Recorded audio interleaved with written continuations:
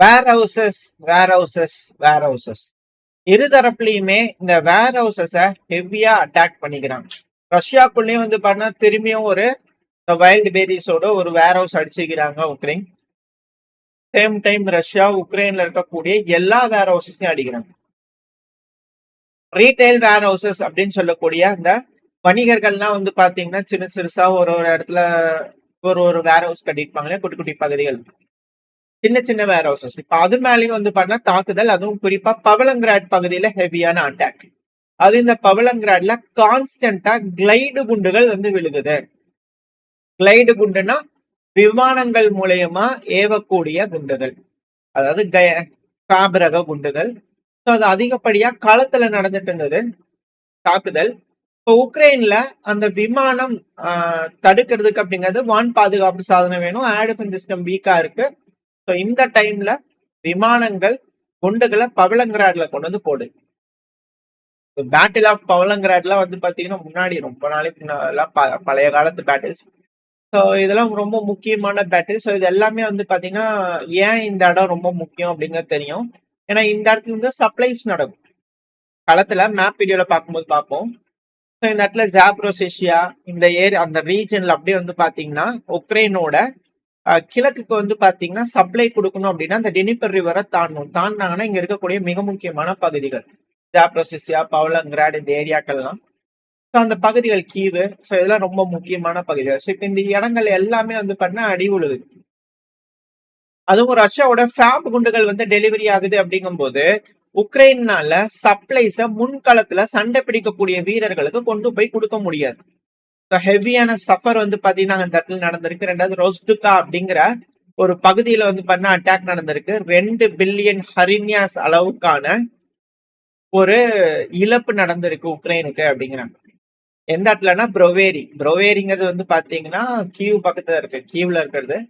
So இது வந்து பாத்தீங்கன்னா ஒரு வேர் ஹவுஸ் அடிச்சிருக்கிறாங்க. மிக முக்கியமான ஒரு வேர் ஹவுஸ், அது தாக்கப்பட்டிருக்கு அப்படிங்கிறது போல.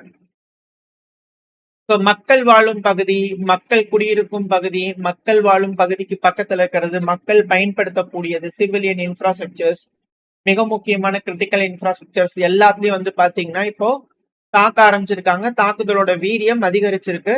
அதுக்கு சிறந்த உதாரணம் ஜாப்ரோசேஷியால இருக்கக்கூடிய இன்னொரு கேஸ் ஸ்டேஷன் மேல அடிச்சிருக்காங்க.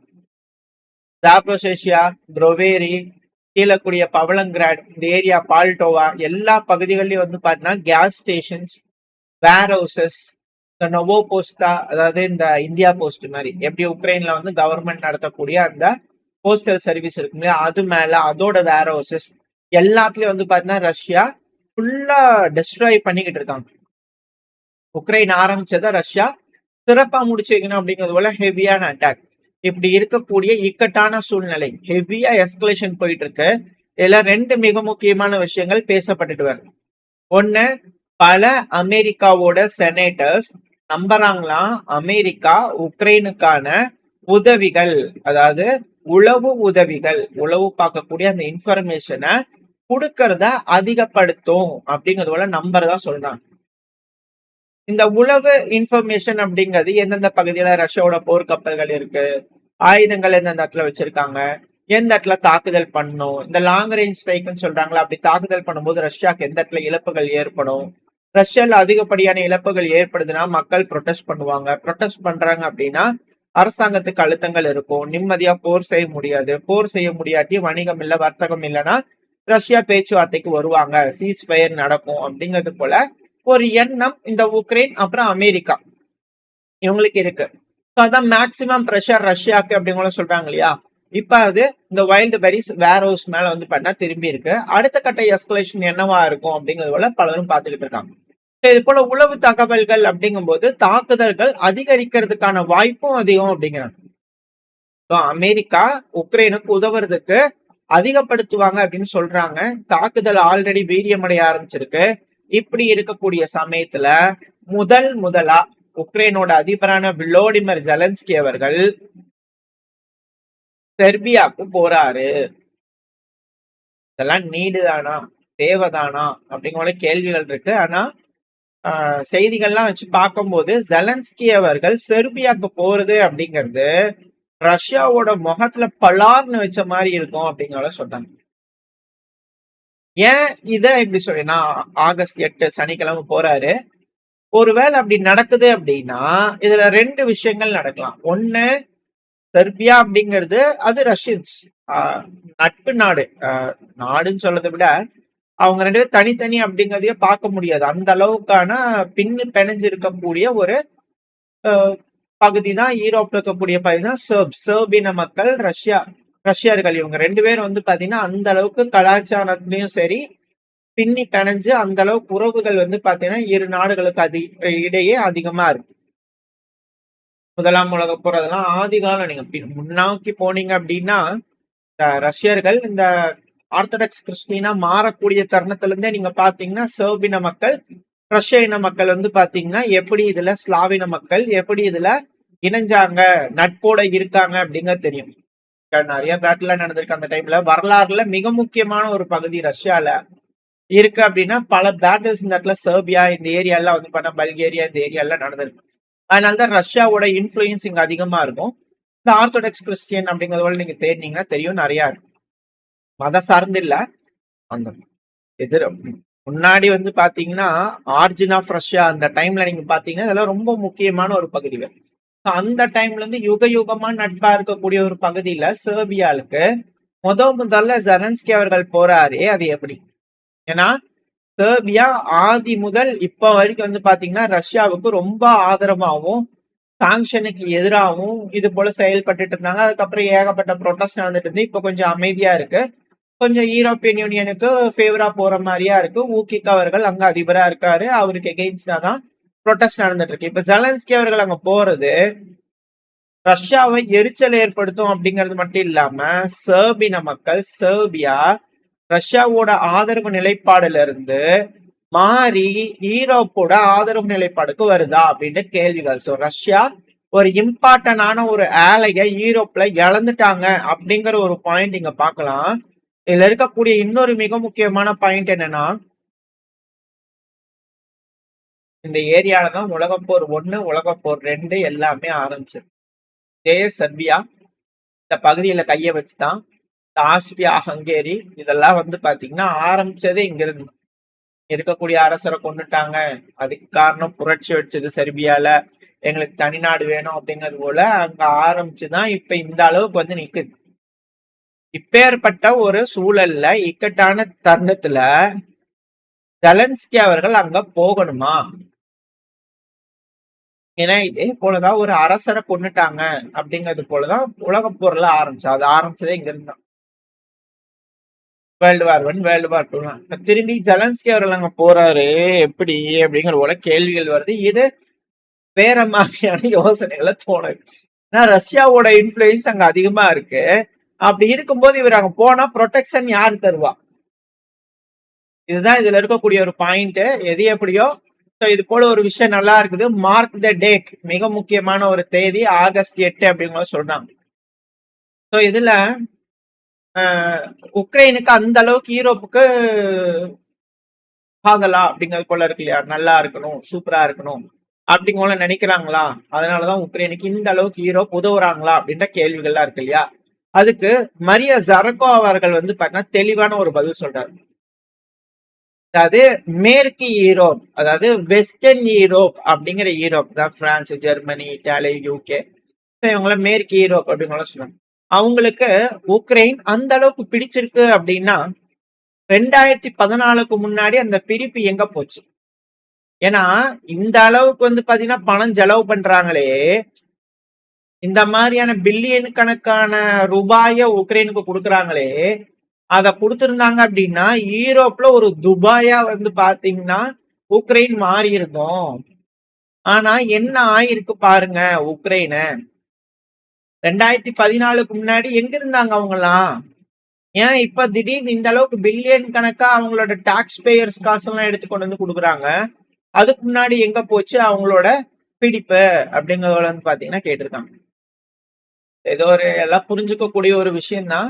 ஏன்னா இப்பதான் வந்து பாத்தீங்கன்னா இந்த ஜரகோ அவர்கள் இது சொல்றதுக்கு முன்னாடிதான் ஒரு 2-3 நாளைக்கு முன்னாடி உக்ரைனோட முன்னாள் கமாண்டர் இன் சீஃபா இருந்தார் இல்லையா, வேலரி ஜெலூஷ்னி அவர்கள். அவர் வந்து பாத்தீங்கன்னா ஒரு விஷயம் சொல்லியிருந்தார். அவரோட ஆதங்கத்தை கொட்டியிருந்தார். என்னன்னா உக்ரைன்ங்கிறது நேட்டோல சேரவே சேராதுங்க. ஏன்னா நான் ஆர்ம்டு ஃபோர்ஸ் ஆஃப் உக்ரைனோட கமாண்டர் இன் சீஃபா இருக்கும்போது நான் யூகே கம்பாசிடரு. ஆனா இதுக்கு முன்னாடி ஒரு வருஷமும் வந்து பாத்தீங்கன்னா உக்ரைன் அடுத்த வருஷம் நேட்டோல சேர்ந்துருவீங்க, உக்ரைன் நேட்டோல சேர போறீங்க அப்படிங்கிறது போல பல வருட காலமா யுகமா வந்து பாத்தீங்கன்னா அந்த சத்தியத்தையே நம்பி நாங்க இருந்துட்டோம். 12 வருஷமா எனக்கு நாட்டோவை நல்லா தெரியும். 12 வருஷமா இருந்தேன் நான் உக்ரைனோட ராணுவத்துல. எனக்கு பர்சனலா தெரியும் நாட்டோல இருக்கிறவங்க எல்லாமே தெரியும். அவங்களோட ஸ்டாண்டர்டுக்கு வேணும்னு எல்லாத்தையும் நாங்க கேட்டுட்டோம். இந்த ஃபேரி டெய்ல்ஸ், அதாவது இந்த கதை சொல்லுவாங்க இல்லையா, குழந்தைங்களுக்கு சொல்லக்கூடிய அந்த ஃபேரி டெய்ல் ஸ்டோரி எல்லாம் வந்து பாத்தீங்கன்னா நாங்க கேட்டாச்சு. நாட்டோட ஜாயின் பண்றேன், இதோ ஜாயின் பண்றேன், அப்ப ஜாயின் பண்றேன்னு. ஆனா உண்மையான விஷயம் என்னன்னா நாங்க ஜாயின் பண்ணவே போறதில்ல. அடுத்த 12 வருஷம் கழிச்சு பார்த்தாலும் இதே ஸ்டாண்டர்டுக்காக நாங்க சேஸ் பண்ணிட்டே இருப்போம். ரஷ்யாவோட லெவல்ல பாதி அளவுக்கு ரீச் ஆகிற வரைக்கும் நாட்டோ நாங்க சேஸ் பண்ணிட்டே தான் இருப்போம். ஸ்டாண்டர்ட்ஸ் அப்படிங்கிறது போல அவரு சுருக்குன்னு கிள்ளி வைக்கிற மாதிரி வந்து பார்த்தா அவரோட ஆதங்கங்களை கொட்டியிருந்தாரு வேலரி ஜெலூஷ்னி அவர்கள். இதனால ஜெலூஷ்னி அவர்கள் இப்படி சொல்லிட்டாருன்றனால உக்ரைன் நாட்டோல சேராதா அப்படிங்கிறது போல விஷயங்கள்லாம் அடிபட்டது. பட் ஆனா அது அப்படி இல்லை அப்படின்னு மறுப்பு தெரிவிச்சிருந்தாங்க. இது வேலரி ஜெலூஷ்னி அவர்களோட தனிப்பட்ட கருத்துங்க அப்படிங்கிற சொல்லிட்டு போயிட்டாங்க. ஸோ உக்ரைன் அப்படிங்கிறது வந்து பாத்தீங்கன்னா இவர் சொன்ன மாதிரி தான், ரஷ்யாவோட அளவுல பாதி நாட்டோ வர வரைக்கும் ஸ்டாண்டர்ட்ஸ் வர வரைக்கும் உக்ரைன் நாட்டோல சேரவே போறது இல்ல அப்படிங்கிறது வந்து பாத்தீங்கன்னா இவர் சொல்றது நம்மளால புரிஞ்சுக்க முடியும். இவர் சொல்றதுக்கு இன்னொரு காரணமும் இருக்கு. ஏன்னா Patriot air defence system, IRIS T defence system இதெல்லாம் வந்து பண்ணா தட்டுப்பாடா இருக்கு, அவங்களுக்கு தேவை. அதான் அமெரிக்கா மேற்கு நாடுகள் கொடுக்குறாங்களா இல்ல. ஆனா ஆயுத உதவி பண்றேன்றாங்க. அப்படி பண்ணாங்கன்னா ப்ரொடெக்ட் பண்ண முடியுமா கொடுக்குற ஆயுதத்தை? இதுதான் இங்க இருக்கக்கூடிய ஒரு கேள்வி. ஆனா இதுக்கு அமெரிக்காவோட அதிபரான டொனால்டு ட்ரம்ப் அவர்கள் ஒரு போஸ்ட் போட்டுக்கிறார். எங்க கிட்ட அதிகப்படியான எண்ணிக்கையில அதிகமா வந்து பாத்தீங்கன்னா மியூனிஷன்ஸ் இருக்கு, ஆயுதங்கள் இருக்கு. அதுவும் சில டைப் இருக்கக்கூடியதெல்லாம் ரொம்ப அதிகமா வச்சிருக்கோம், அதிகமா தயாரிச்சு வச்சிருக்கோம். தேவைப்பட்டதுன்னா அமெரிக்காவுக்கு தேவைப்படுது வேணும் நண்பர்களும் கொடுப்போம். டிஃபென்ஸ் கம்பெனிஸ்லாம் வந்து பாத்தீங்கன்னா லார்ஜ் பிளான்ட் கட்டி வச்சிருக்கோம், ஃபேக்டரிஸ் எல்லாம் தொடர்ச்சியா கட்டிக்கிட்டு இருக்கோம். வரலாறு எடுத்து பாருங்க, நாட்டோட வரலாறு. இதெல்லாம் எவனாவது லீக் பண்ணீங்கன்னு வச்சுக்கோங்க, தேச துரோகத்துல தூக்கி உள்ள போட்டுருவேன். அவ்வளவுதான், ரொம்ப வருஷத்துக்கு ஜெயில் தண்டனை கொடுத்துருவோம். இந்த இடத்தெல்லாம் யாரும் மூச்சு விடக்கூடாது அப்படிங்கிறது போல டொனால்டு ட்ரம்ப் அவர்கள் மிரட்டி இருக்காரு. ஆயுதங்கள் இருந்தா கொடுக்க வேண்டியதானுங்களே, ஆளுங்களே ப்ரொடெக்ட் பண்ண வேண்டியதானுங்களே அப்படின்னு போல கேக்குறாங்க பல அனலிஸ்ட். அதெல்லாம் மறைச்சு வச்சிருக்காங்க, புரியுதா? மறைச்சு வச்சிருக்காங்க. டொனால்டு ட்ரம்ப் அவர்கள் அருள் பாவிச்சாருன்னு வச்சுக்கோங்க, மிடில் ஈஸ்டே வந்து பாத்தீங்கன்னா ஒரு கோல்டன் டோமுக்குள்ள மாறிடும். வேண்டாம் அப்படிங்கிறதுக்கு அமைதியா இருக்காரு, அவ்வளவுதான். புரியுதா? அப்படிங்க போல வச்சுக்கலாம். ஸோ டொனால்டு ட்ரம்ப் அவர்கள் வந்து பண்ண எங்க கிட்ட இருக்கு, அதை பத்தி யாரும் மூச்சு விடக்கூடாது அப்படின்னு சொல்லிக்கிறேன். அதனால நம்மளும் மூச்சு விடாம இருந்துக்கலாம். அமெரிக்கா கிட்ட நிறைய ஆயுதம் இருக்கு அப்படிங்கிற மாற்று கட்டும். இப்ப ஆயுத பற்றாக்குறை அப்படிங்கறதுனால ரஷ்யாவோட டேர்ம்ஸுக்கு உக்ரைன் இப்ப இணங்குமா அப்படின்ற கேள்விகள்ல மேற்கு நாடுகள் வருமா, இல்ல இது எஸ்கலேஷன் தானா? அப்படியே எஸ்கலேஷனா இருந்தா இழப்புகள் உக்ரைன்ல இருக்கிற மாதிரி தானே பேரிழப்புகள் மேற்கு நாடுகளுக்கும் வரும். அது எப்படி அவங்களால ஹேண்டில் பண்ண முடியும், இன்னும் எத்தனை வருஷத்துக்கு இந்த போரை எடுத்து நடத்துவாங்க அப்படிங்கிற கேள்விகள். ரஷ்யா எக்கனாமிக்கலி கொலாப்ஸ் ஆகிற வரைக்கும் இந்த போர் நடந்துகிட்டே இருக்குமா அப்படிங்கிற கேள்விகள் வருது. ரஷ்யாவோட எக்கனாமி எப்படி கொலாப்ஸ் ஆகும் அப்படிங்கிறது போல கேள்விகளும் பல அனலிஸ்ட்குள்ள வந்துகிட்டு இருக்கு. வரக்கூடிய காலம் ரொம்ப இக்கட்டான காலம். எல்லாரும் மாறி மாறி எஸ்கலேஷன் நடந்துட்டு இருக்கு. எந்த டைம்ல என்ன மாதிரியான எஸ்கலேஷன் அப்படிங்கிறது தெரியல. ரொம்ப சீரியஸான ஒரு சுச்சுவேஷன் இந்த ஜியோ பாலிட்டிக்கல் மூவ்ஸ் உலகத்தை சுத்தி நடந்துகிட்டு இருக்கு. உலக தலைவர்கள் அமைதியா பிரச்சனையை பேசி முடிச்சுக்குவாங்க அப்படிங்கிற நம்பிக்கையில இந்த பதிவை நாம முடிச்சுக்கலாம். இந்த பதிவு எப்படி இருந்துச்சு, உங்களுக்கு பயனுள்ளதா இருந்துச்சுன்னா லைக் பண்ணிட்டு உங்க ஃப்ரெண்ட்ஸ் அண்ட் ஃபேமிலியோட ஷேர் பண்ணிக்கோங்க. அது கூட மறக்காம நம்ம சேனலோட சப்ஸ்கிரைப் எல்லாம் மறக்காம சப்ஸ்கிரைப் பண்ணிட்டு உங்களோட கருத்துக்களை கமெண்ட் செக்ஷன்ல சொல்லுங்க. இந்த பதிவு நல்லா இருக்கும்னு நம்பிக்கையில் அடுத்த பேர் உங்களை சந்திக்கிறேன். Very stay safe, by.